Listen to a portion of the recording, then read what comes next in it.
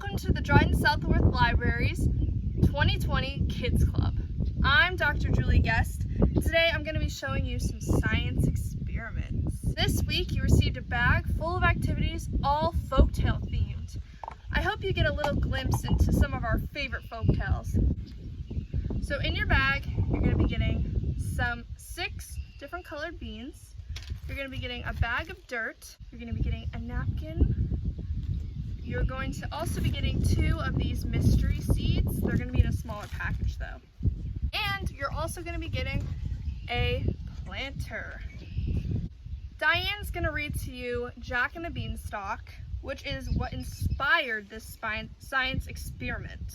First, we're going to dive into the mystery seeds. So you're going to need your bag of dirt and your potter and your mystery seeds, and you're also going to want to get some water from your house. So first, we're going to take the dirt, the soil, which gives our plants food and nutrients. So what you're going to do is you're going to go ahead and you can either scoop it out. I like to pour. It might get a little messy, which is why we're also outside. Alright. And once you've got enough, you're going to poke a little hole, which is where the seed's going to go.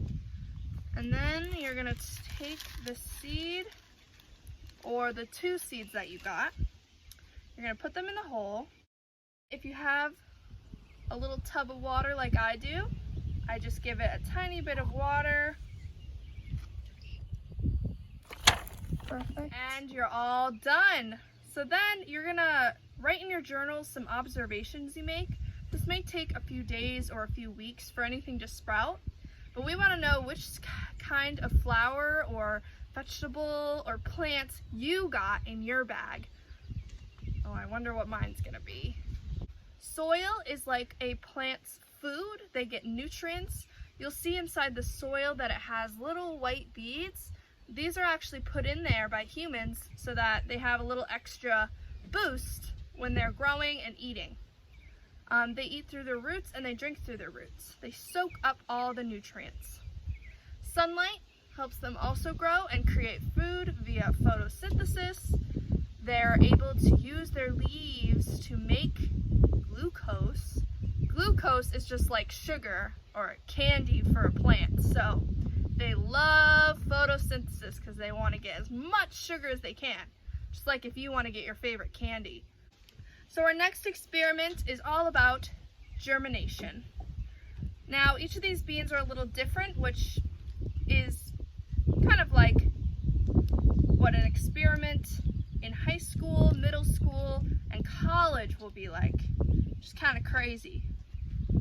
So what you want to do is you're going to take one of your napkin, and I like to cut it in half or even fold it in half, and you're going to take your tub of water and you're going to dip it in the water just like that. I like to pick the bean I'm going to start with, which in this case is going to be the white bean.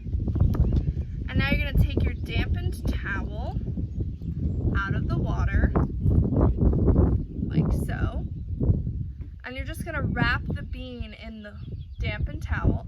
And you're going to do this for all the beans, so you can cut up your napkin into little squares or put them all in the same one.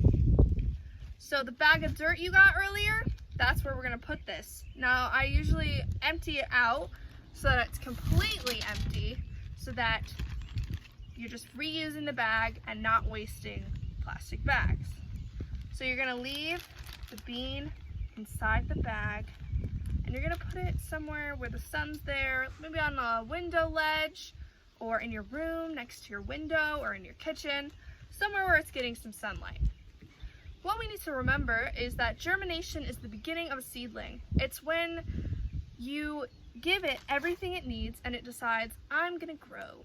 So we just gave this seed water, and right now it doesn't need soil because it's just germinating. We're just getting it started so that once it's a little seedling, we can put it in the ground. It also needs sunlight. So what we're gonna do for the next few weeks or days is we're gonna observe this bean, and we're gonna watch it and see what comes out or what happens to it.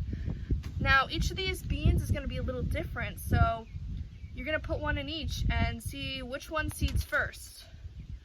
You're getting 2 of each, so you can even dissect this one, you can cut it up and look inside of it and just examine the bean.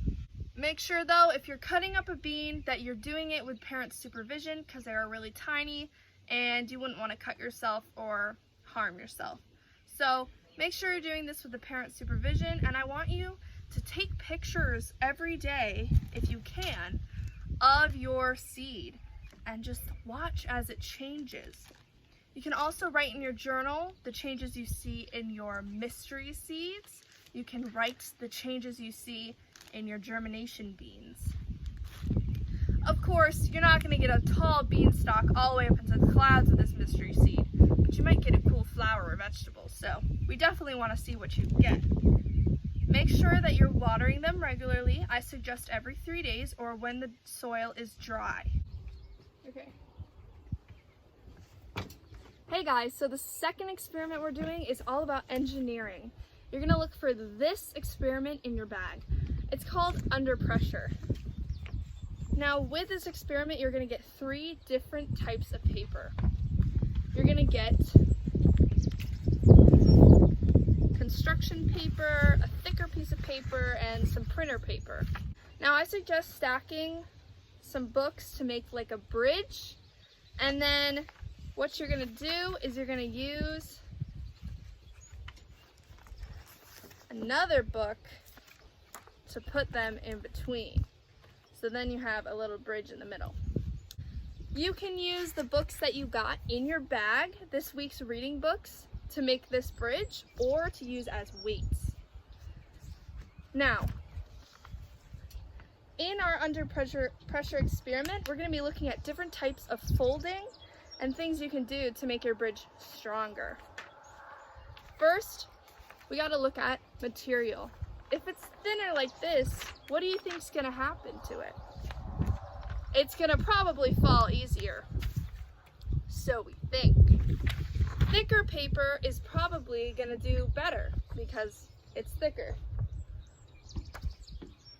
And construction paper, kind of in the middle. We don't know. Maybe it'll do well, maybe it won't. We're going to test that today. There's different kinds of folds that you can do. You can do accordion folds, which are back and forth.